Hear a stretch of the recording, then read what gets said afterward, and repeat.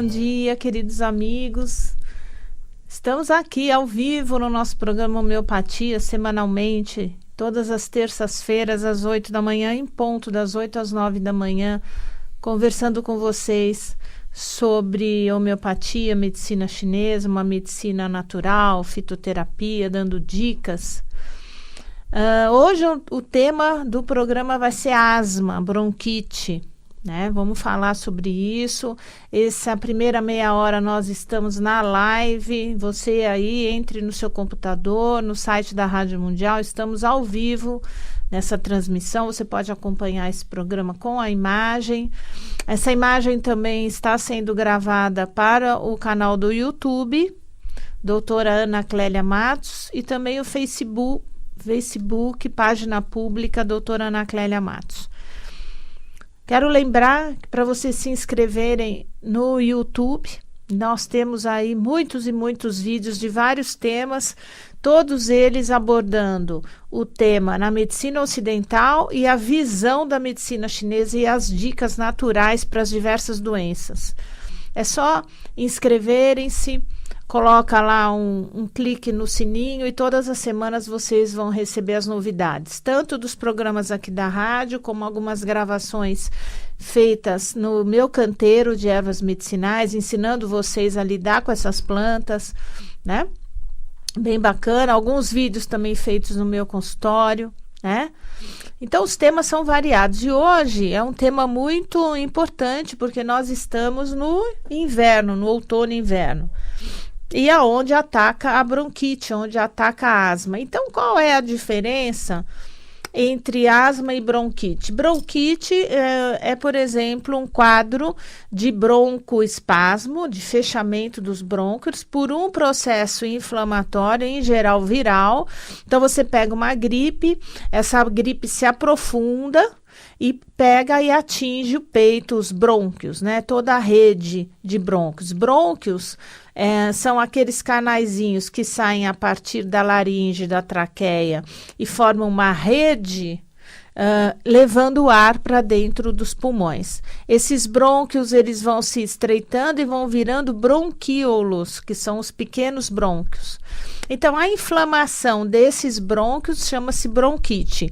Bronquite pode ser algo ocasional, você pode só desenvolver no momento de gripe e nunca mais ter, ou ter uma ou duas crises na sua vida. Asma já é uma bronquite crônica. Então, quando você tem um quadro de broncoespasmo associado principalmente aos alérgenos, né? Os fatores que te causam alergia, que fecham os brônquios, isso é asma. A asma é uma doença perene, quer dizer, uma doença crônica de repetição. Então, resumindo, a asma é uma doença respiratória crônica, ela vem muitas vezes associada à rinite alérgica, à conjuntivite alérgica e à dermatite atópica, porque o meridiano é do pulmão como órgão principal, garganta, nariz e pele. Então, é o meridiano do pulmão saindo pela pele. Então, a noção é o seguinte: quando a pessoa está em crise de asma, em geral, a pele está sadia. Num processo de cura dessa asma, vai passar, então, a melhorar o pulmão, vai piorar o nariz, dá crises e crises de espirro, de rinite. Quando se trata a rinite, superficializa e aí vem a dermatite, que é o final do tratamento da asma. Todas as pessoas que têm dermatite atópica, que têm alergias de pele, de repetição, aquelas crianças que têm aquelas coceiras nas dobras, né? Na dobra do cotovelo, atrás do joelho, atrás da orelhinha, nas regiões onde tem mais calor, embaixo das axilas, na virilha, né?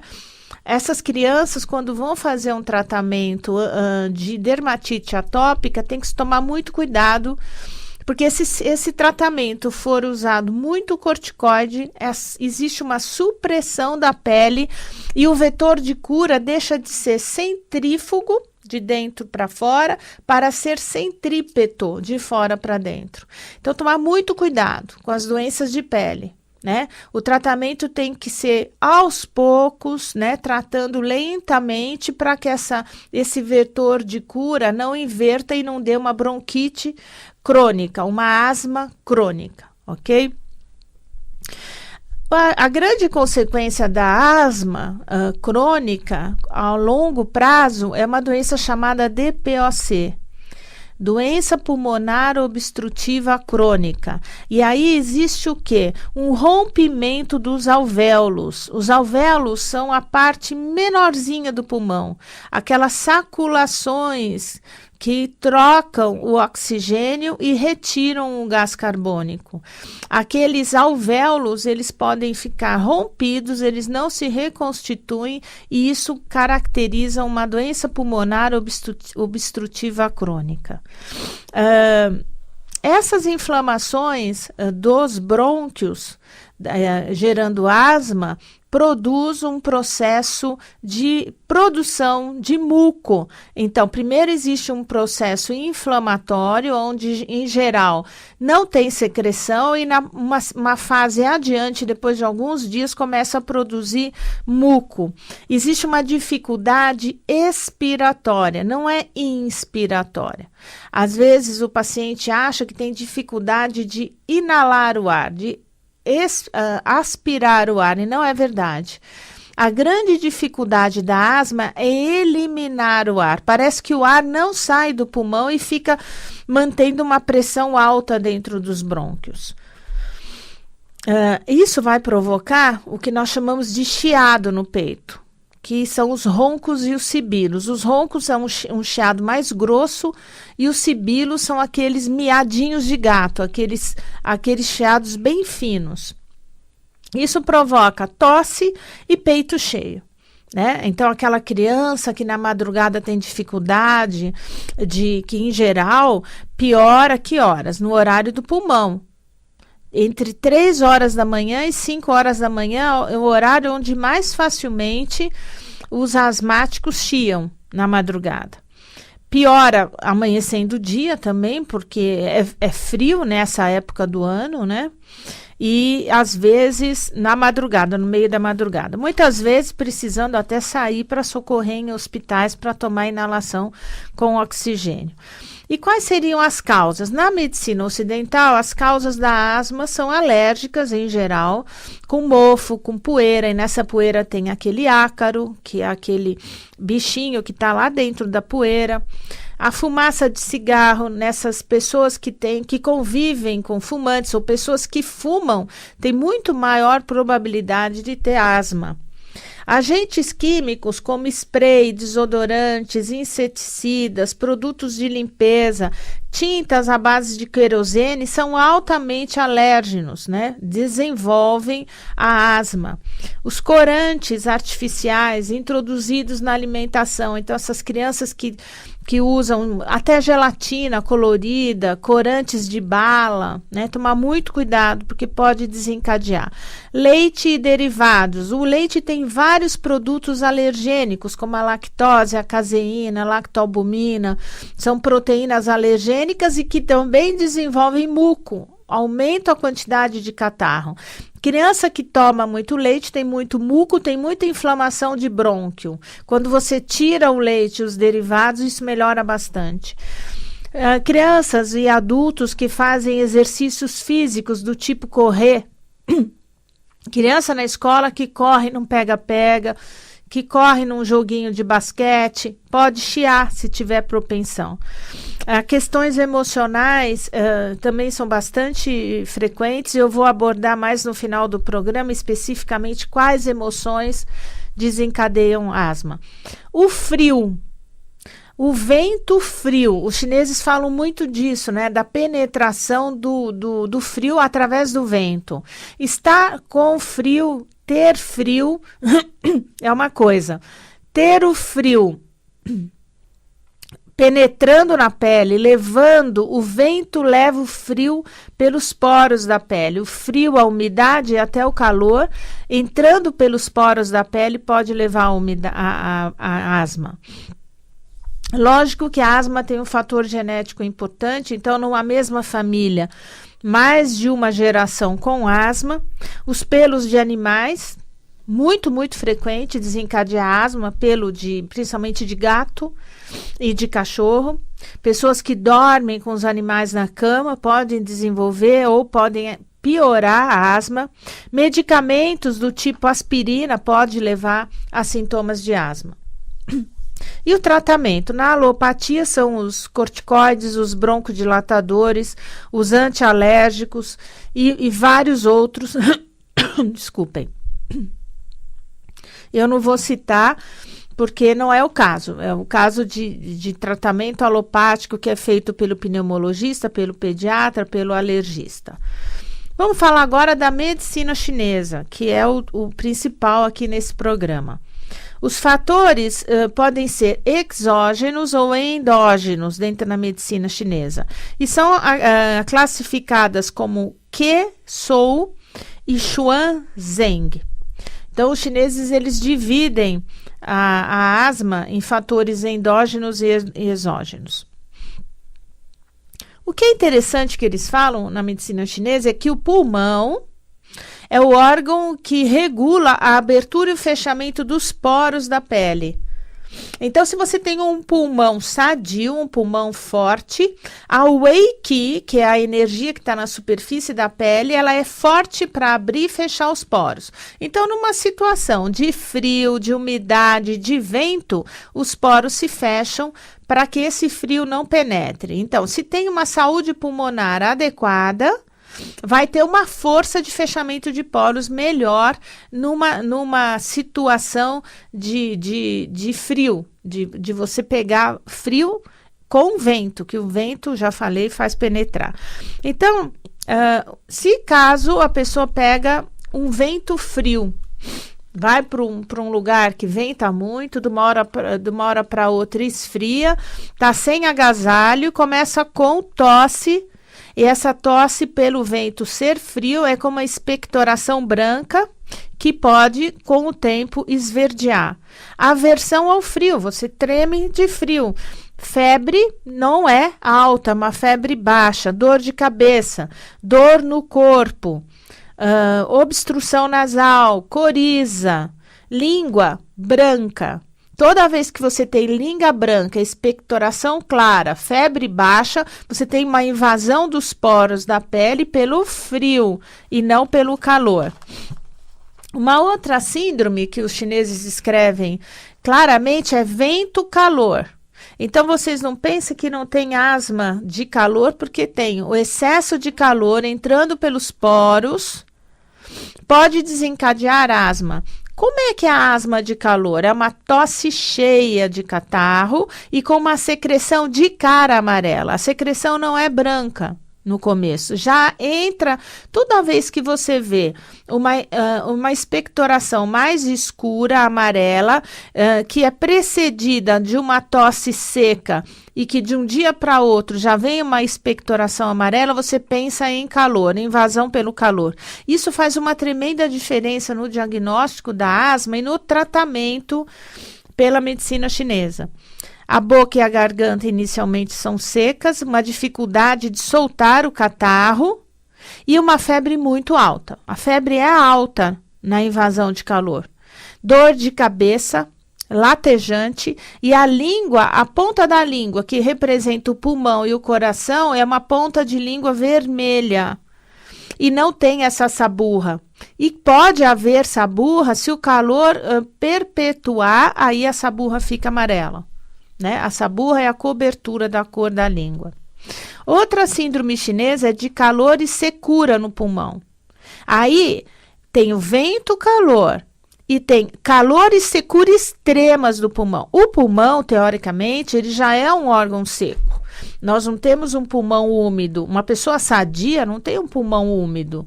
Não tem catarro, não tem secreção. No calor e secura, a tosse é muito seca e prolongada. E a expectoração é escassa e pegajosa. não é aquela expectoração do vento-calor, que é uma expectoração cheia, abundante, amarela. Aqui ela é seca, ela é pegajosa, ela gruda, não sai. O nariz é seco, a garganta seca, e às vezes pelo esforço daquele catarro preso, quando tosse sai sangue, rompe vaso, isso mostra a extrema secura do aparelho respiratório. Dor na garganta para engolir, dor de cabeça também forte, a língua extremamente seca e aí já aparece essa burra bem amarela na língua. Então, pensou e viu que tem saburra amarela, pensa em calor, né? Então, é um grau maior de calor. Existe a última síndrome, que é a síndrome da umidade, da mucosidade dentro do pulmão. Então, é uma expectoração, desde o primeiro dia, não passa pela fase seca, já tem muito catarro. Isso é muito típico de criança que toma muita mamadeira de leite. Então, ela já começa com o peito cheio, chiando muito, com muito catarro, muita tosse, e é uma expectoração amarela, é uma expectoração fétida, tem cheiro ruim, né? Porque tem muita umidade ali. Tem um peso, um peso muito forte no peito, a respiração é curta, de cachorrinho, e uma distensão abdominal, porque vai acumulando o gás no estômago e no abdômen, porque ela tem uma respiração curta, ela engole o ar. E a criança tem aquela baita distensão abdominal. As fezes amolecem porque ela engole muito catarro, né? Tem muita expectoração. A língua fica pegajosa, uma língua toda recoberta de uma saburra branca, espessa, alta e pegajosa. Agora, essas são as síndromes. Então, na medicina chinesa, o diagnóstico é feito de acordo com cada síndrome, com cada anamnese. Então, a gente analisa como é o tipo de asma, que tipo de expectoração, que cor que é, analisa o pulso, a língua, e aí vai escolher o tipo de fitoterapia correta, né? Vamos falar um pouco das causas emocionais, que é evidente que na asma isso é demais importante. Quem tem parentes, tem filhos com asma, sabem que as questões emocionais desencadeiam as crises de uma forma muito repentina, muito rápida. Então, uma frustração, uma pessoa que deseja muito algo, que deseja muito fazer algo e não consegue, existe uma frustração, um ressentimento de alguém, ressentimento de uma pessoa, ressentimento de uma situação que leva a uma tensão emocional, paralisa a livre circulação do Qi no meridiano aqui, que faz parte do aquecedor superior, né, do diafragma para cima. Existe uma repressão, fica represada a energia, o Zong-Qi. O Zong-Qi é a energia que circula nos pulmões, ela paralisa, né? Quando existe esse trauma, essa frustração, essa tensão emocional. A carência afetiva nos bebês, acontece asma quando esse bebê sente falta do elemento feminino, a mãe ou a pessoa que cuida se afasta, ou ela não se sente amada, né? Não se sente querida, não se sente amada pela figura feminina que trata desse bebê. Lá pela criancinha de uns 6 anos, 7 anos, em geral, é ansiedade e falta de amor do pai, do elemento masculino. Então, tem uma diferença aí. Nas crianças menores, seria a representação da falta do afeto da mãe ou de quem cuida dessa criança, e nas crianças maiores, a falta de afeto e de carinho do pai. O medo do ambiente. Então, o ambiente me é hostil, eu não me sinto à vontade. Então, o ar fica irrespirável, não tenho condições de respirar. É lógico que a maior parte das vezes isso é inconsciente, não é consciente, nem no adulto nem na criança. Então, um conjunto de conflitos que na medicina germânica eles falam muito é a invasão de território. A pessoa se sente invadida no seu habitat, no seu território, seja um território doméstico, seja um território de trabalho, aonde muda uma situação de trabalho. Você trabalhava numa sala com 2 pessoas e você vai por uma sala enorme, cheio de baias, né, com pessoas estranhas que você não convive e é obrigado a conviver. Isso é uma invasão de território. Você se sente vulnerável. O ambiente hostil no trabalho e na família pode desencadear crise. Muita gente vivendo na mesma casa, famílias que dormem, várias pessoas no mesmo cômodo, isso sufoca, também é considerado invasão de território. Disputas fortes entre irmãos, ciumeira, né, disputa de atenção dos pais, né, de ciúmes, de querer a atenção do pai. Então é muito comum, às vezes o pai é muito ausente, trabalha, viaja, tal, aparece em casa uma vez por semana ou cada 15 dias, a criança fica esperando o pai. E quando o pai chega, ela entra em crise, né? Para chamar a atenção do pai, para dizer, eu existo, eu estou aqui, eu quero a sua atenção, o seu carinho, o seu amor. Muitas pessoas têm medo de morrer. Isso é muito frequente nos adultos, né? Esse medo da morte pode levar à crise de asma. A pessoa fica preocupada com aquilo, é uma coisa alucinante, só pensa naquilo. Falando um pouco dos tratamentos, né? Eu acho assim, dentro das medicinas ditas naturais, a acupuntura é um grande ajuda para asma, né? Estabelecer uma harmonia entre o qi do rim e do pulmão, já que são uma relação de pai e filho, entre o qi do baço e do pulmão é importantíssimo. Então, esses 3 órgãos estão muito envolvidos, né? O baço, o rim e o pulmão na crise de asma. Então, a acupuntura eu recomendo muito. A homeopatia trata muito bem e tradicionalmente muito bem tanto a asma quanto a rinite, quanto a dermatite atópica que eu falei no comecinho do programa, que faz parte do mesmo meridiano do pulmão. Então, arsênico album, Blata orientalis, Lobelia, Ipeca, antimônio tartárico, briônia, fósforos. Nós usamos muito tecido broncoalveolar, dinamizado homeopaticamente. Nós podemos montar fórmulas com ácaro, né, com poeira domiciliar, com mofo, com estaminum.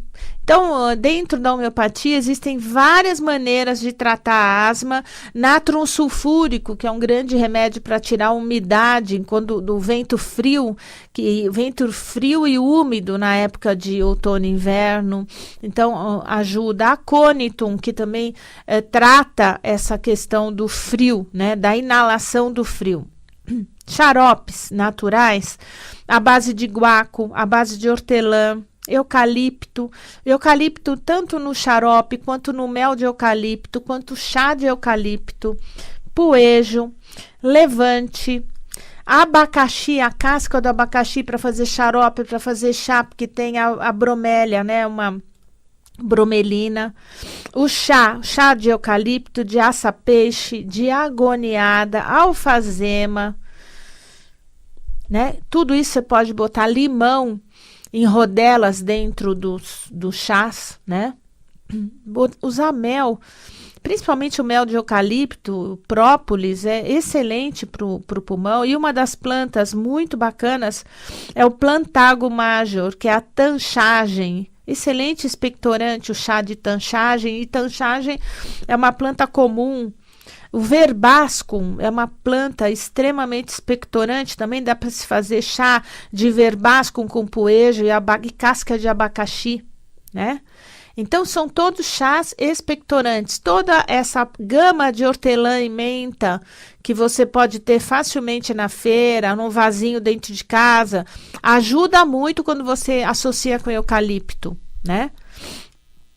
Na fitoterapia chinesa, dependendo das síndromes que eu já comentei, você tem vários medicamentos, fórmulas chinesas. O Shen Mitan, Em outras regiões da China, o Shenmitan é traduzido como Jiuanbitan. Não, Jiuan não. Eu já vou me lembrar.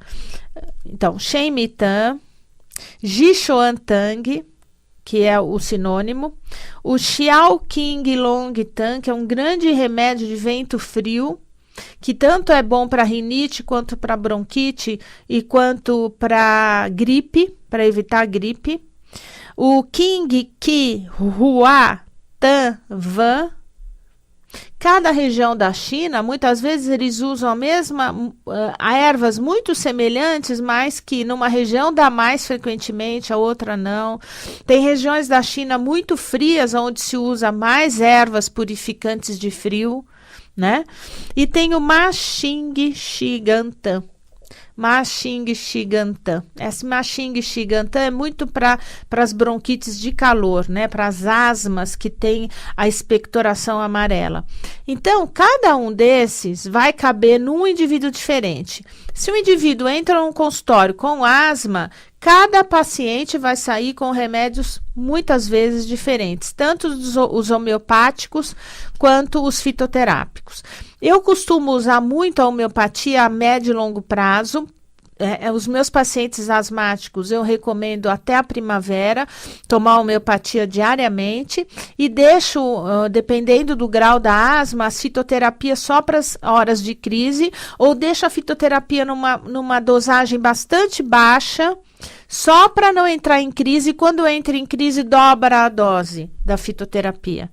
Eu já vou ensinando as pessoas, as mães das crianças, né?